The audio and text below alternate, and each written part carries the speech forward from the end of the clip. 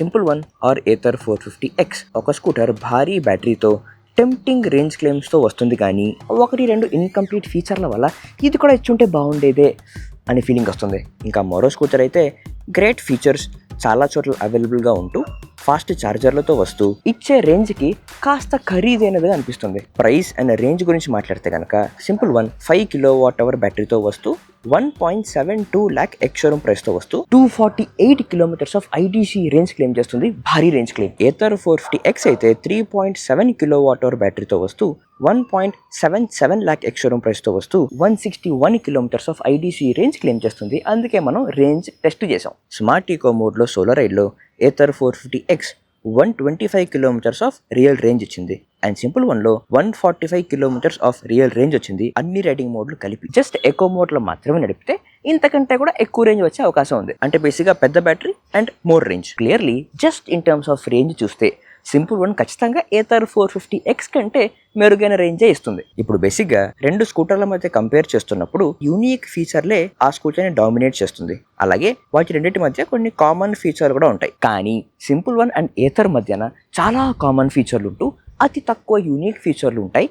అవి మీ purchase డెసిషన్ని dominate కాదు, dictate చేస్తాయి. వీటి రెండిట్లోనూ చాలా మంచి రైడ్ ఎక్స్పీరియన్స్ వస్తుంది. చాలా అజైల్గా, ఈజీ టు హ్యాండిల్గా ఉంటుంది. ఇన్ ట్రాఫిక్ యాక్సలరేషన్ అయితే మీరు ఖచ్చితంగా ఎంజాయ్ చేస్తారు. రెండిట్లోనూ స్వీట్ థ్రాటిల్ క్యాలిబ్రేషన్ వస్తుంది. ఇది ఈ మధ్య ఎక్కువ బండ్లలో రావట్లేదు.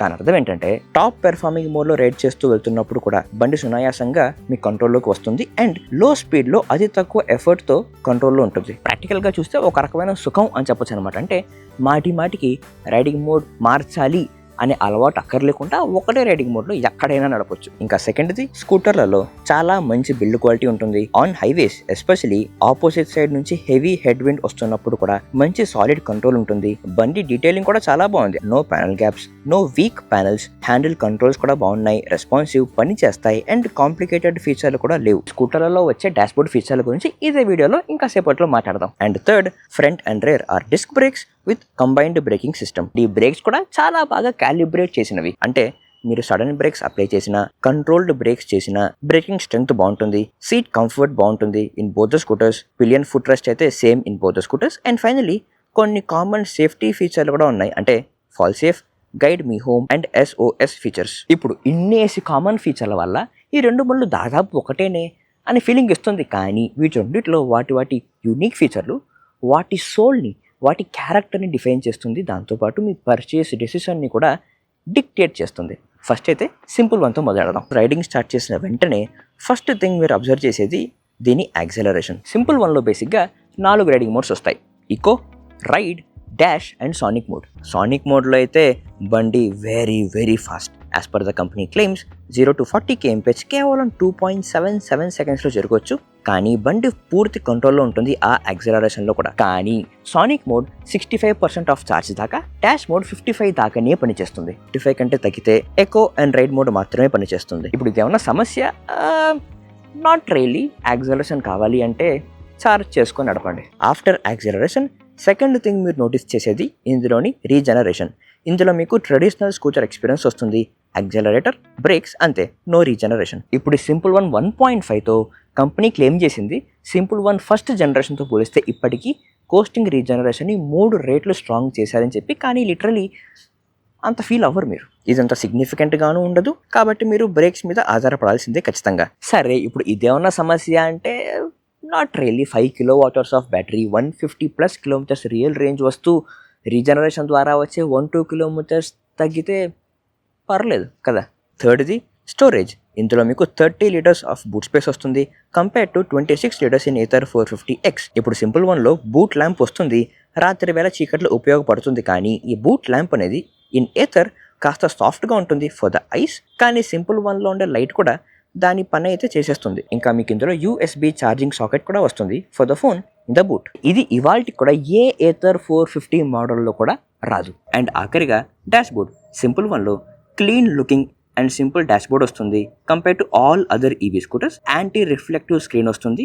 ఎంత ఎండ ఉన్నా కూడా డాష్బోర్డ్ విజిబిలిటీ చాలా బాగుంటుంది. ఇన్ఫ్యాక్ట్ దీని UI అయితే చాలా బాగా సెగ్రిగేట్ చేసి ఉంటుంది.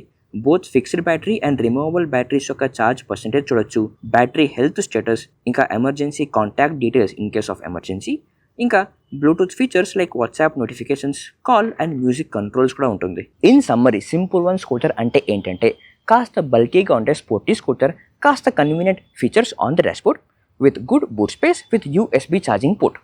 ఇప్పుడు ఏథర్లో కూడా దాని యూనిక్ బెస్ట్ ఫీచర్లు ఉన్నాయి. మరి ఇంకెందుకు ఆలస్యం పద. ఫస్ట్ది in terms of ride experience చూస్తే సస్పెన్షన్ ఇది కాస్త ప్రెడిక్టబుల్గా ఉంటుంది, well tuned than simple one. Especially on highways, రోడ్లో కొంచెం ఎత్తు పొలాలు ఉన్నప్పుడు సింపుల్ వన్ కాస్త స్టిఫర్గా ఉంటుంది, కాస్త పైకి కిందకి కుదిపేస్తున్నట్టుగా ఉంటుంది. పోల్చి చూస్తే ఏథర్ సస్పెన్షన్ కాస్త ప్రెడిక్టబుల్గా కన్వీనియంట్గా ఉంటుంది. సెకండ్ది రీజనరేషన్. ఇందులో సింపుల్ వన్ కంటే స్ట్రాంగర్ రీజనరేషన్ ఉంటుంది. మ్యాజిక్ ట్విస్ట్ కూడా ఉంది. To maximise manual regeneration range కాస్త యాడ్ చేయొచ్చు. థర్డ్ది డాష్బోర్డ్. ఇందులో గూగుల్ మ్యాప్స్ డాష్బోర్డ్ నావిగేషన్ వస్తుంది with new Ather Stack 7, park safe assist, potholes alert, live cricket score వంటి ఫీచర్ కూడా వస్తాయి.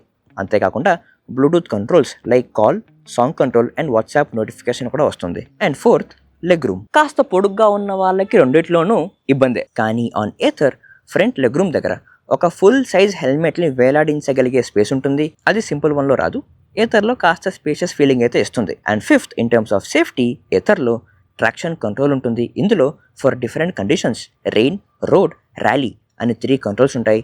దానివల్ల టైర్ ట్రాక్షన్ మీరు లిటరల్లీ ఫీల్ అవ్వచ్చు. టైర్స్ బాగా స్టిక్కీగా ఉంటుంది with more grip with the road. ఇది చాలా ఉపయోగం. ఇంకా క్రాష్ డిటెక్షన్ ఫీచర్ కూడా ఉంటుంది in case of any crash, God forbid. ఇంకా ఫైనలీ ఏ OEM కూడా లేని ఒక బిగ్గెస్ట్ అడ్వాంటేజ్ ఫర్ ఏథర్, వాళ్ళ ఫాస్ట్ ఛార్జింగ్ నెట్వర్క్. ఇందులో 20 to 80% దాకా జస్ట్ 45 మినిట్స్లో సుమారుగా ఛార్జ్ చేసేసుకోవచ్చు. అంటే లాంగ్ రైడ్స్ కూడా ఇందులో ప్లాన్ చేసుకోవచ్చు. ఇప్పుడు రాబోతున్న సరికొత్త 6 కిలోవాట్ ఫాస్ట్ ఛార్జర్తో ఇంకా ఫాస్ట్గా రేంజ్ యాడ్ చేసుకోవచ్చు. ఇంకా సర్వీస్ చూస్తే కనుక ఏథర్కి ఖచ్చితంగా సింపుల్ వన్తో పోలిస్తే ఎక్కువ చోట్లలోనే సర్వీస్ సెంటర్లు ఉన్నాయి. ఇప్పుడు ఇన్ సమ్మరీ ఏథర్ 450 అంటే ఏంటంటే ఒక sporty scooter with good ride experience features, good safety features, good dashboard tech features and range anxiety దూరం చేస్తూ ఫాస్ట్ ఛార్జింగ్ నెట్వర్క్ ఉండే స్కూటర్. అసలు విషయం మాట్లాడితే వీటి రెండిట్లో ఇష్యూస్ కూడా ఉన్నాయి. సింపుల్ వన్లో కస్టమర్స్ నుంచి ఇటువంటి కంప్లైంట్స్ వింటూ వస్తున్నా ఏంటంటే అందులో అకేషనల్ బ్యాటరీకి సంబంధించిన సమస్యలు ఉన్నాయని, స్కూటర్ కొన్న కొంతకాలానికే శారీ గార్డ్స్ సునాయాసంగా విరిగిపోతూ ఉందని, అంతేకాకుండా 20% కంటే ఛార్జ్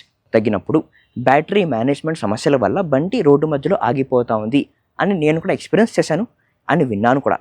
మీ దగ్గర సింపుల్ వన్ ఉంటే, మీరేమన్నా ఇష్యూస్ ఫేస్ చేసి ఉంటే మీరు మా కమెంట్స్లో తెలియజేయండి. అండ్ ఇన్ ఏథర్ సర్వీస్ కొంచెం ఎక్స్పెన్సివ్గా ఉంటుంది. ఇంకా అప్పుడప్పుడు స్కూటర్ బెల్ట్ సమస్యలు, థ్రాటిల్ సెన్సార్ సమస్యలు, ఇంకా దానివల్ల యాక్సలరేట్ చేసినప్పుడు పెర్ఫార్మెన్స్ తగ్గిపోతుందని, మోటార్ దగ్గర ఫ్యాన్ లేనందున పెర్ఫార్మెన్స్ కాస్త తగ్గిందని విత్ కన్సిస్టెంట్ యాక్సలరేషన్ వింటున్నా.